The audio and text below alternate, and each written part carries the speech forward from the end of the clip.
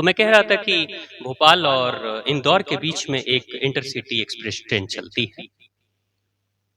उस ट्रेन में पिछले 12 वर्षों से एक बुजुर्ग व्यक्ति जिनकी उम्र 75 साल से ऊपर की है, वो लगभग 12 से 15 किलो के वजन का झोला हाथ में लेकर चढ़ते हैं और किसी भी कंपार्टमेंट में जाकर किसी एक सीट पर बैठ जाते हैं और उस झोले में किताबें रखी हुई रहती हैं, उन किताबों को निकालकर सीट पे रख देते हैं और बारी बारी से जो लोग आसपास में बैठे हैं वो उन किताबों को देखते हैं।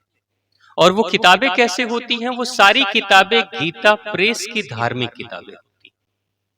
गीता प्रेस की धार्मिक किताबें होती हैं और एक एक किताब वो उठाते हैं और एक्सप्लेन करते हैं, वर्णन करते हैं कि इस किताब में क्या लिखा गया है और इस किताब को पढ़ेंगे आप तो आपके जीवन में कैसे परिवर्तन हो सकते हैं और कैसे समाधान समस्याओं के मिल सकते हैं, ये वो बतलाते हैं। जो लोग रुचि रखते हैं वो ध्यान से उनकी बात सुनते हैं और किताबों को भी पलट कर देखते हैं और पढ़ते हैं और क्रय भी करते हैं, खरीदते भी हैं। और नौजवान युवा पीढ़ी के लोग उन्हीं ट्रेन में कान में ईयरफोन लगाकर कोई गाना सुनते हैं या वीडियो देखते हैं और उनकी बातों पे ध्यान नहीं देते। जब उनकी बातों पे ध्यान नहीं देते तो वो अचानक उन्हीं युवाओं से बात करते हैं और उनको बताते हैं कि ईयरफोन लगातार लंबे समय तक कान में लगाने के क्या साइड इफेक्ट हैं और किस स्तर पे आप बहरेपन को पहुंच सकते हो। वो साइंटिफिकली हिंदी में अंग्रेजी में साइंटिफिक टर्मिनोलॉजी के साथ समझाते हैं और जब युवा सुनते हैं तो उनको लगता है कि हाँ, कहीं ना कहीं हमें भी बहरेपन का शिकार होना पड़ सकता है। तब वो कान का ईयरफोन निकाल कर मोबाइल बंद करके और फिर इनकी बात सुनते हैं और ये एक्सप्लेन करते हैं गीता जी में क्या लिखा है, रामायण में क्या, महाभारत में क्या लिखा है और फिर कुछ लोग खरीदते हैं और उसके बाद से वो चले जाते हैं। और ये काम पिछले 12 वर्षों से कर रहे हैं और 75 साल से उम्र उनकी ज्यादा हो चुकी है। दीपेश्वर जी उनका नाम है, बाबूजी का। और दीपेश्वर जी जो बाबूजी हैं उनके बेटे खुद आर्मी में हैं। मैंने सुना था शायद कोई एक बेटा जो विदेश में भी रहता है।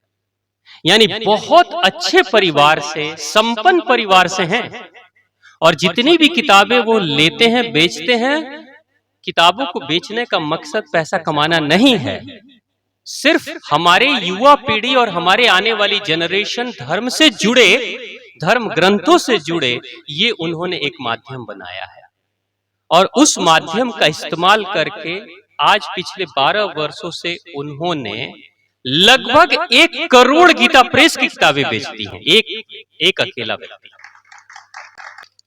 और रेट टू रेट ही बेचते हैं, कभी एक्स्ट्रा रेट नहीं लेते।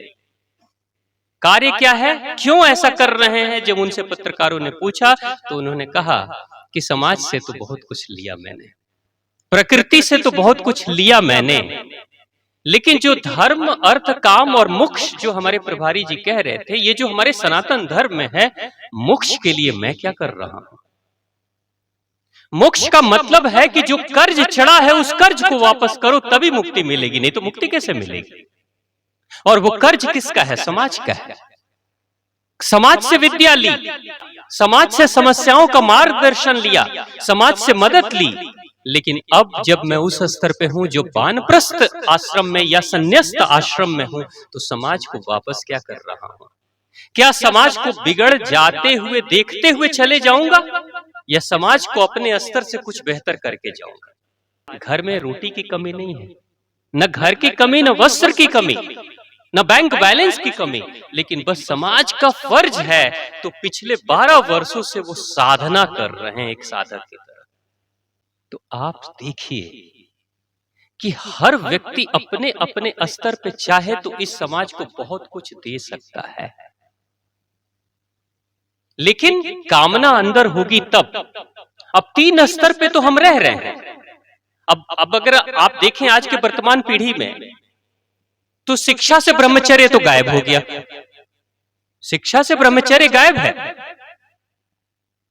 और शिक्षा के बाद जो गृहस्थ आश्रम है, गृहस्थ आश्रम में तो ठीक हम रह रहे हैं, लेकिन 50 साल के बाद वानप्रस्थ की तैयारी तो नहीं कर रहे हैं ना। जो वानप्रस्थ यानी कि धीरे धीरे समेटना, उसकी तैयारी नहीं कर रहे हैं, और मोक्ष की तो कोई तैयारी नहीं। 75 साल के बाद भी अब हैंडओवर करना चाहिए आने वाली पीढ़ी को, और कुछ बेहतर दे के जाना चाहिए। एक गुरु का फर्ज निभाना चाहिए, जो हमने सीखा उसको बतला के जाना चाहिए, क्योंकि जिंदगी रीले दौड़ की तरह है। 10 धावक दौड़ रहे हैं तो बारी बारी से एक धावक दौड़ता है, अपने हिस्से की दौड़ दौड़ता है, और दूसरे धावक को वो छड़ी पकड़ा देता है, वो भी दौड़ता है अपने हिस्से का, फिर आगे बढ़ाता है, ऐसे पूरी दौड़ पूरी हो जाती है। तो ये जिंदगी रीले दौड़ है। लिया तो बहुत कुछ है, दे क्या रहे हैं।